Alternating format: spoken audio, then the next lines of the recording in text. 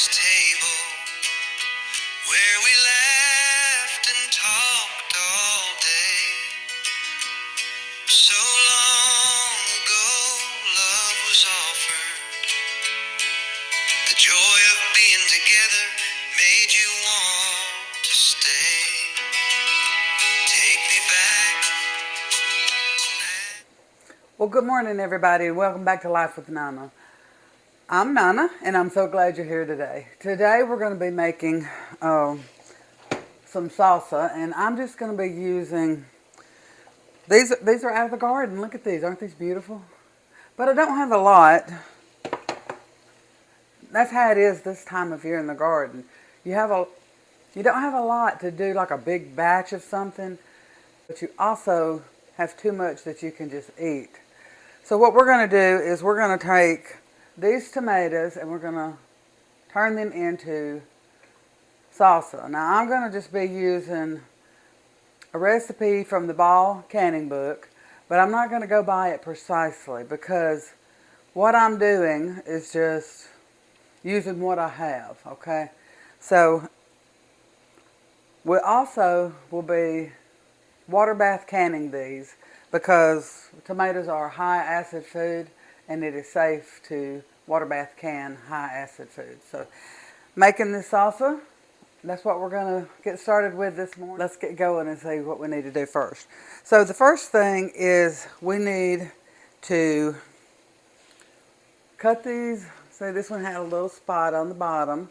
So we need to cut these off and we need to core them, and then we need to put them in the boiling water just for a minute so the skin will slip off. So in this pan I have some boiling water, and I'm also going to go ahead and turn on my kettle because I have a feeling that I'm going to need some more water. And look how this one grew. Isn't that funny?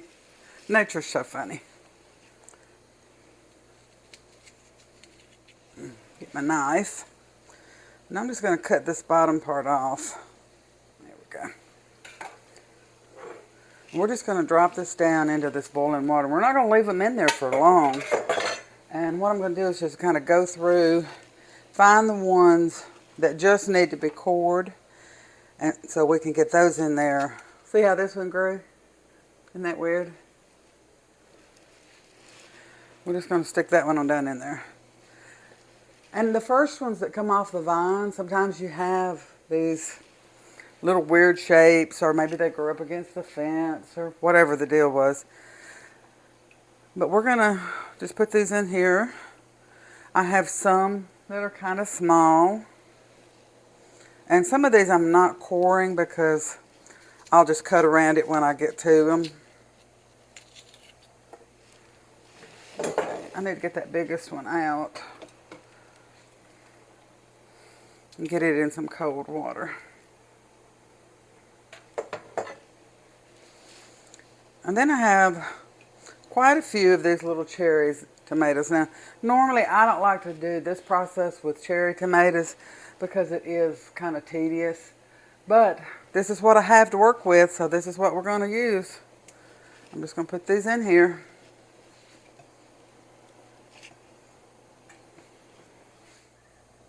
That one's no good at all. And sometimes you have that too. So let's get out some of these.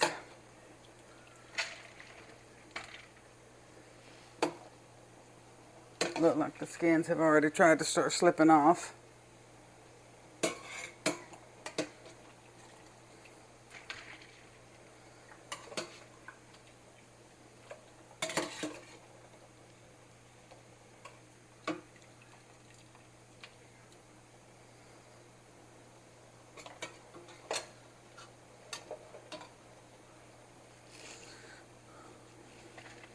Now in this bowl I have some ice water, because I wanted to cool these off so I could handle them easier.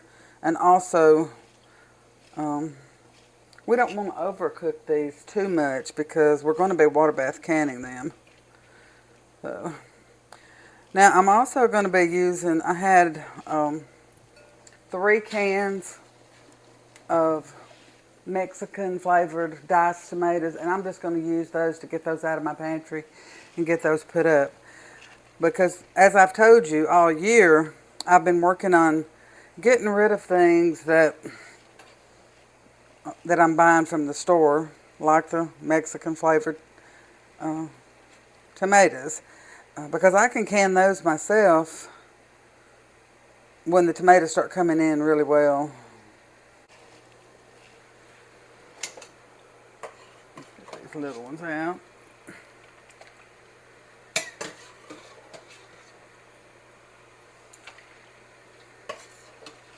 This big pot makes short work of this.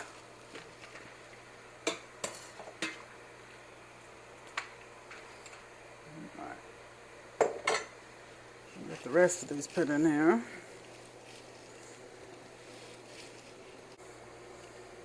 I love it when the uh, skin just slips off so easily like that.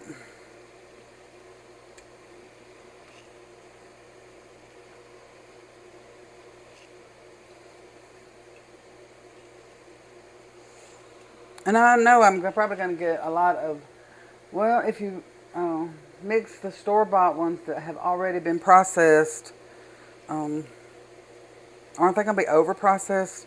I don't think so. I think it's going to be just fine. I just need around 5 cups of tomatoes, and we're just going to have to go with what we have.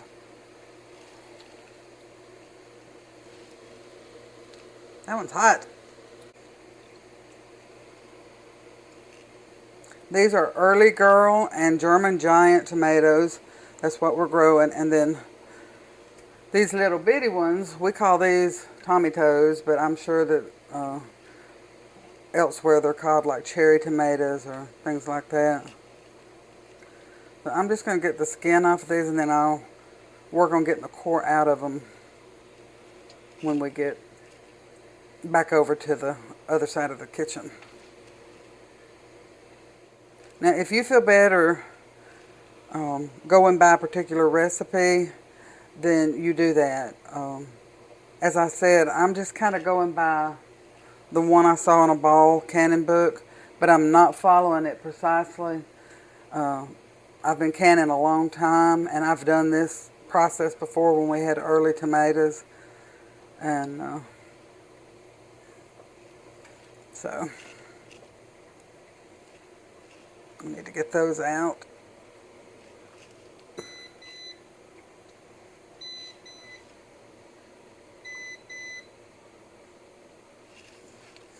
Did y'all have a good 4th of July? We did. We grilled hamburgers and hot dogs and did all the things and went and saw fireworks. And so those of us who live in the United States, we celebrate the 4th of July with a good meal and fireworks at the end. And all right. Now I can turn this off. Now I'm setting up my water bath canner over there, or my electric canner. But to help me get a head start, I'm going to go ahead and put on another pot of water. Alright, so this is an old ball canning book. I'm not sure when it was put out. Somewhere around 2000, I think. I'm not really sure. But anyway, they have a recipe in here for zesty salsa. And I'm just going by the ingredients list that they have. And I'm trying to do the ratio of what they're doing pretty well. But I don't have, I only have one onion. But what we're going to use instead, because we're canning this, I'm going to use these minced onions. And I think that'll be just fine. And this one doesn't even look all that good. I'm going to see if this one's any good.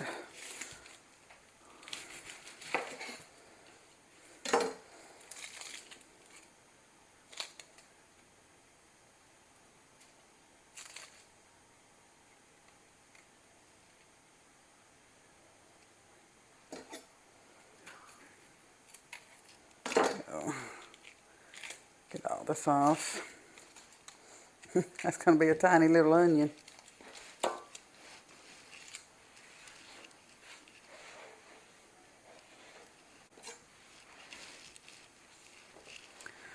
Okay, so I'm going to go ahead and cut this one up.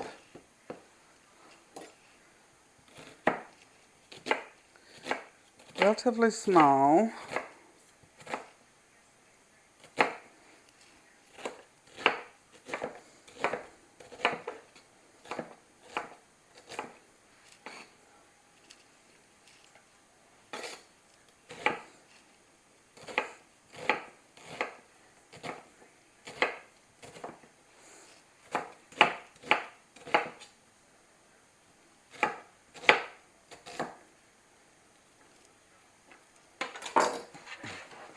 I have my big steel bowl over here.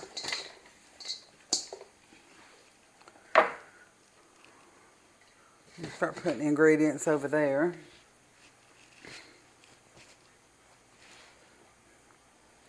Alright. Finish getting the peelings off of these.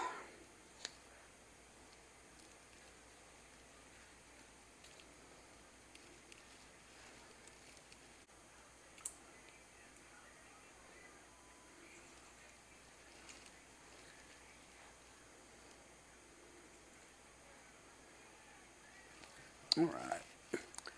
One more little one.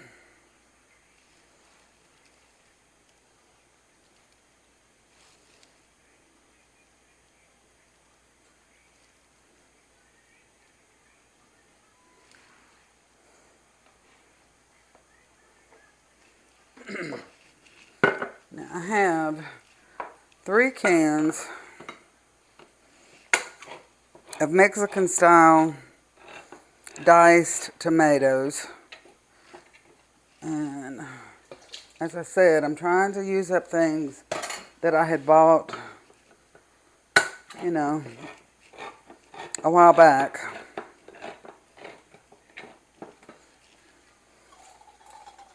These do have some, ooh, they do smell good.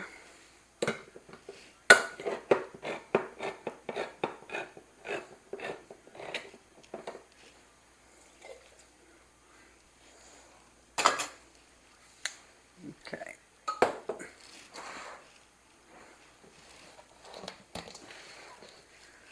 And I have a bunch of different kinds of peppers here. These are sweet banana peppers. I'm going to put quite a few of those in there. I'm going to save a couple to eat. And these are Advarsky peppers, but something kind of ate around on them, and so they wouldn't have been good to have stayed on the vine.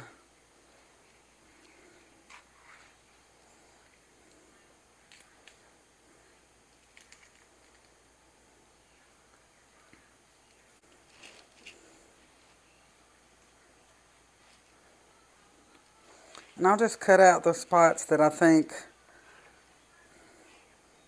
like where a little bug ate on that one. We'll just cut those out.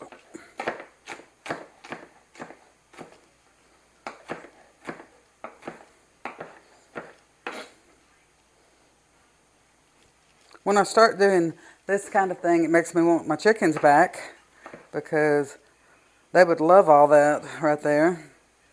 But it'll go in the compost pile, and so it won't go to waste. Maybe one day soon I'll get me some chickens. Just a few, not many. I just like to have about maybe 4. That would give Papa eggs, and probably more eggs than we could eat in a week. And I would have something to give all these scraps to. That's what would be so nice.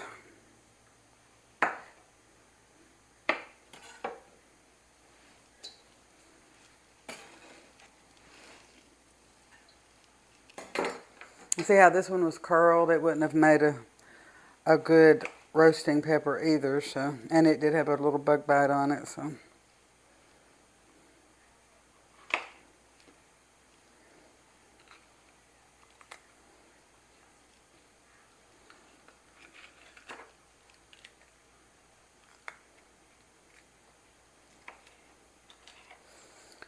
This is real food, guys. I mean, the things we see at the grocery store are the perfect version of everything. And most things like this would get thrown away, and I just think that's so wasteful. So when my grandmother would make things, she probably never made salsa, but you know, when she made things, she wouldn't have thrown any of this away. She would have been doing just what I'm doing, using the bits and pieces and the parts that are good. And so I'm proud to carry on that legacy.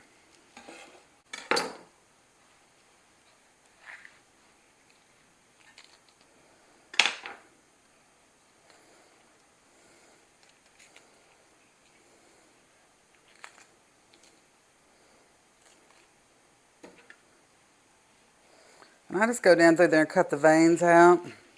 I don't know if that's what that's really called, but that's what my mama called it. Get those little edges that the seeds grew on. We'll do away with that.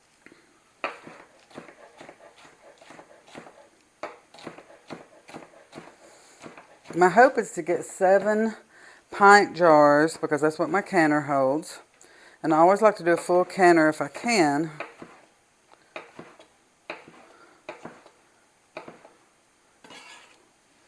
So we're going to put in as many of these as we can. And I do have quite a few jalapeno peppers. I won't be using all of those today, because I don't think that I would like it that hot. We'll probably put 2 in this little batch, because 2 will be hot enough for me. Papa doesn't eat a lot of salsa. And really, the way I like to use it is to like pour it over a roast or something like that. Use it in cooking, you know, as an ingredient. Like maybe if I'm making soups or something in the wintertime, add a can of it to that. Put it in rice when you're cooking the rice. That's good.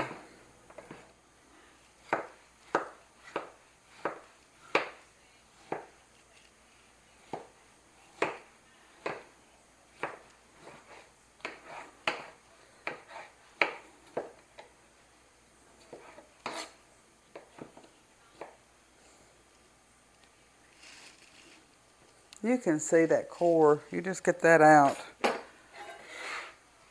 Not because it's going to affect it as far as safety, but it's not going to taste as good, you know what I mean?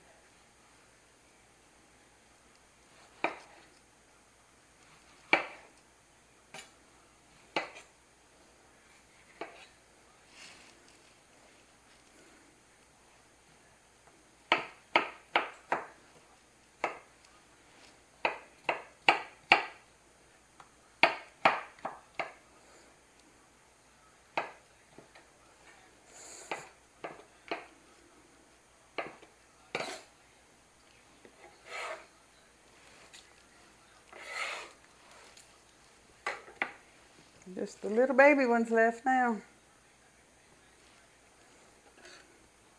And I'm just going to cut the tops out.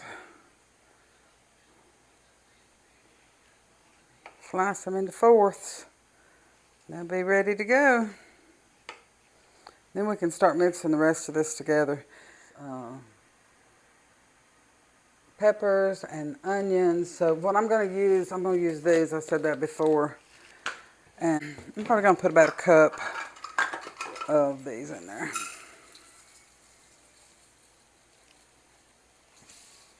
These will rehydrate. These are freeze-dried or dehydrated minced onions.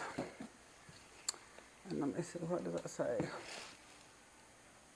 2 tablespoons of cilantro. I'm only going to put 1 because I don't have a lot going on here.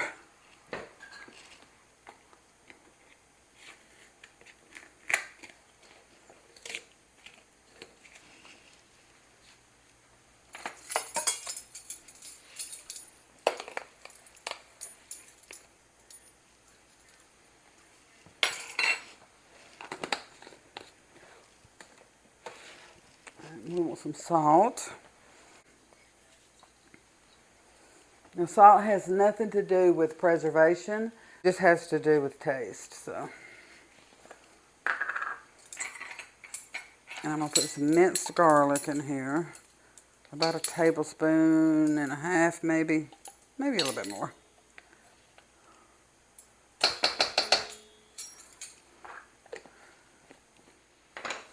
We're going to give this a stir, and I'm going to see if I think I need to open up another thing of tomatoes.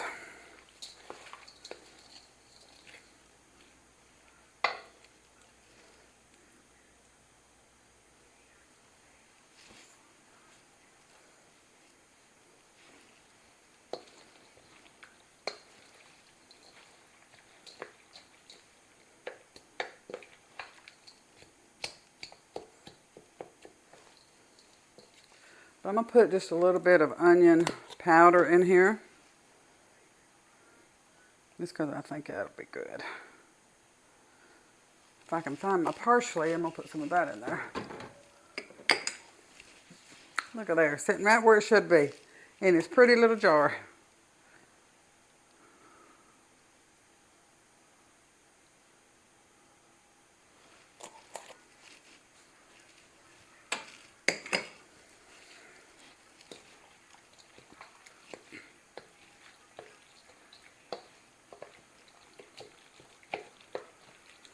Now this recipe calls for a lot more than I'm going to put.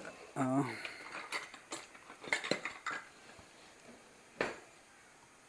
going to put a half a cup.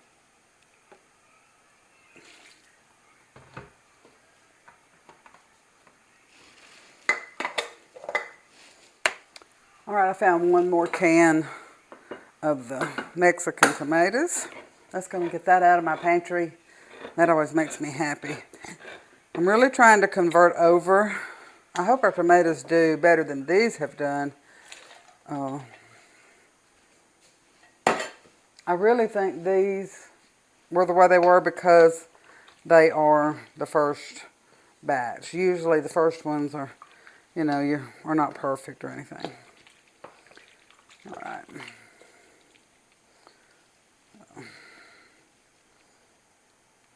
Just a little bit of it. Taste of it and see if it needs some more salt.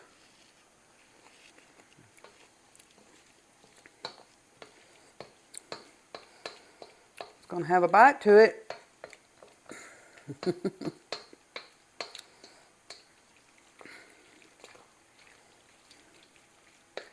Now this is pico de gallo, and I freeze-dried this and then I use it as a powder. And so I'm going to put some of this in here to soak up a little bit of that liquid. And it'll give it a nice taste because it has all the same seasonings that this does. And I'm being careful because I don't know where that oxygen absorber is. Let's try that.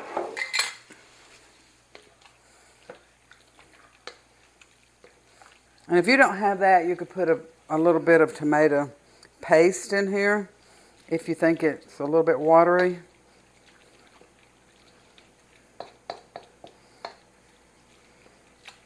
Because these tomatoes are going to release a lot of liquid when we put them in the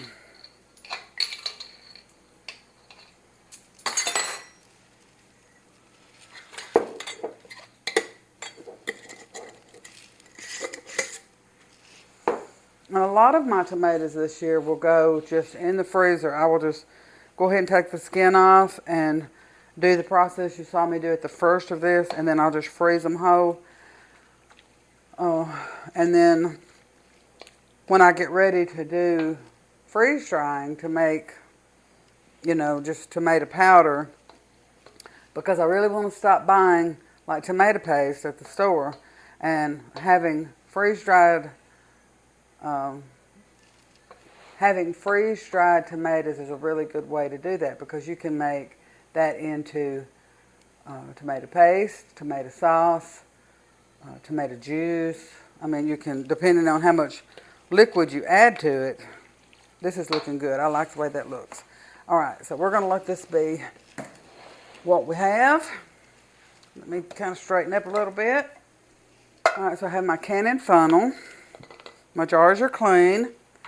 I have my jar lifter there. I don't need this wooden spoon, so let's get it out of the way.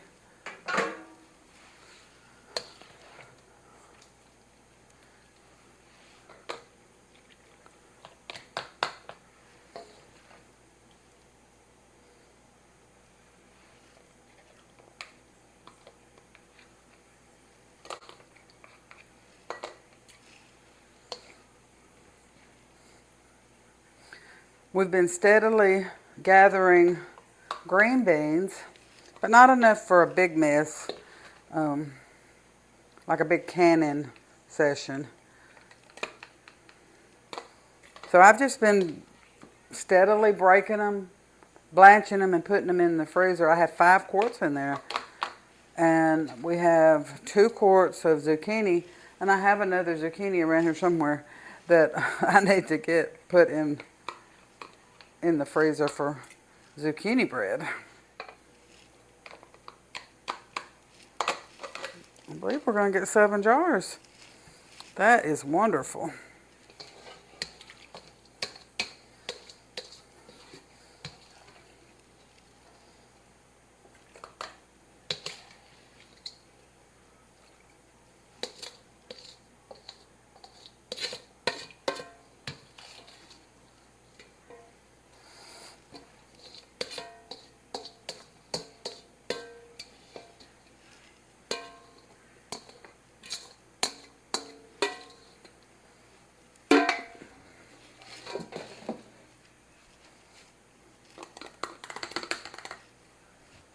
I'm going to rob a little bit of these for this one. Some of these that have a little bit more in them. And I don't know if you can see, but the liquid is up to here. It will go on up. So, oh, I'm excited. 7 jars. That's great. Now, let's wipe these, the tops off. We'll get our lids and our rings, and we'll put them in the canner. And we'll have 7 more jars on our canning shelf over here. I love that.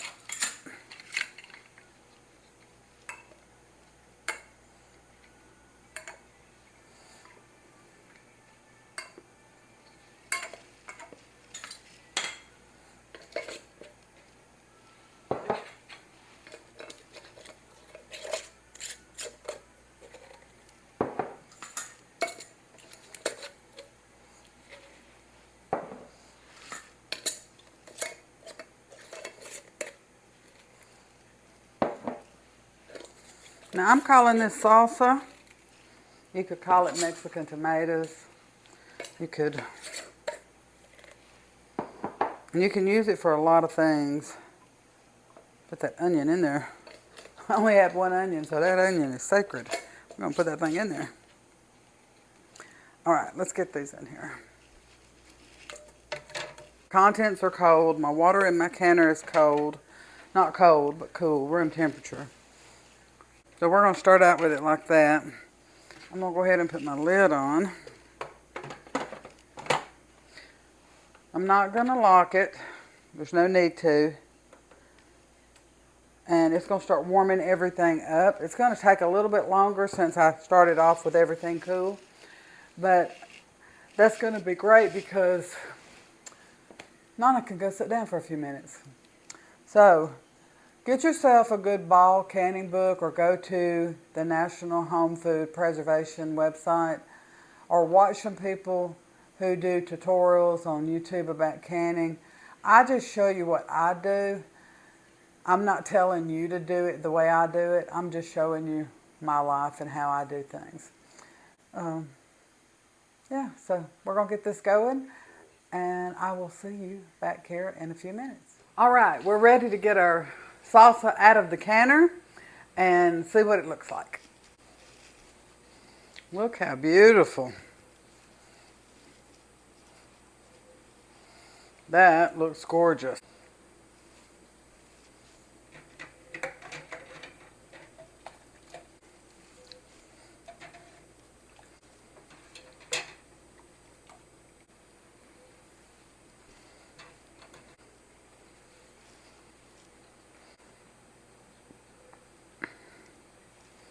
See how beautiful that looks? All right, so we have 7 more jars to go on our food storage shelf. I'm so excited. This will be good with chips and dip. This will be good for ingredients. And I said that this would probably be used more for ingredients. It probably will be. We water bath this for 15 minutes. But it looks beautiful, and I'm so excited to have it on my pantry shelf. I want to thank all of you who are new and who have subscribed recently to our channel and have become a part of Life with Nana's community. We love it here. So we have a lot of great new people who have come over in the last couple of weeks, and I'm so excited that you're here. Remember that Nana loves you. Nana's so proud of you. And you always have a friend here. I'll see you on the next one.